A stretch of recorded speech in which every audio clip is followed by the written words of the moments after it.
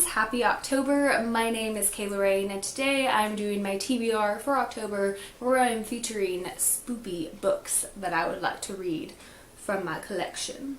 So September ended up being very successful with my TBR. I set a theme, I collected some books from my own collection that I really needed to read, and then I actually read them all, so maybe that is the key to successful TBRs. We'll try out October and see how that goes, but I have selected 5 books from my collection that kind of have like a spoopy theme to them.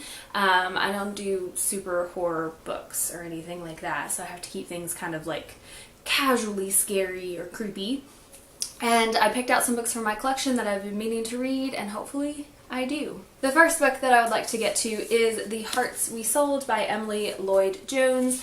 I don't know too much about this book, but I do know that there is a demon. It's set in a boarding school, and I think it has some fall vibes on the cover. So I think that this will be appropriate. This was an Crate selection 2 months ago, I believe.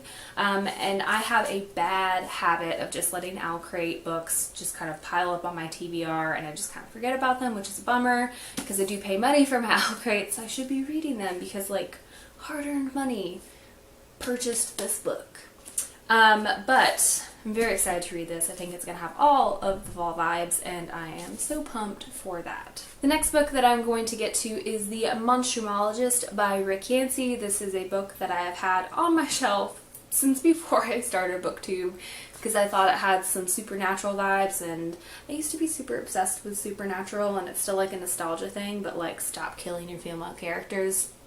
That's a whole other video. But I do want to read this. I think this is possibly going to be the scariest book on my TBR, so hopefully I can power through. I've heard this series is a little creepy, but it does follow a main character who works for like a monstrumologist, I believe, and he just kind of hunts monsters, and there's like some creepy stuff going on, so I'm gonna be real into that. The next book that I want to get to is The Gates by John Connolly. I read The Book of Lost Things a few years ago by John Connolly, and it had this really great creepy vibe to it, and this particular book I think is about a young boy and his dog who accidentally open the gates of hell and set things loose. So I think that this will be perfect, and it has like the most Halloween vibe for the cover. I mean, look at that. It's a face in the gates.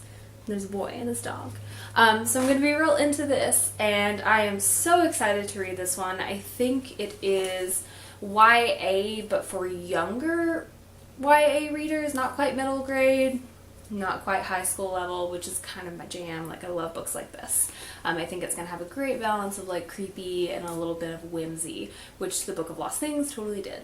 The next book that I have is Anna Dressed in Blood with this horrible sticker on the cover by Kendare, and I purchased this in 2015 when I visited Nashville to hang out with Trina and go see V.E. Schwab, and I've just haven't gotten to it yet, but I do want to because I think this is going to be so perfect for October. And Kendare, I loved Three Dark Crowns, and I just want to read more of her writing, and I think that this is going to be really fantastic. Again, I really loved Supernatural, and this is about a teenage boy named Cass who hunts monsters, and it seems very supernaturally, though I've heard the author said it's not supposed to be.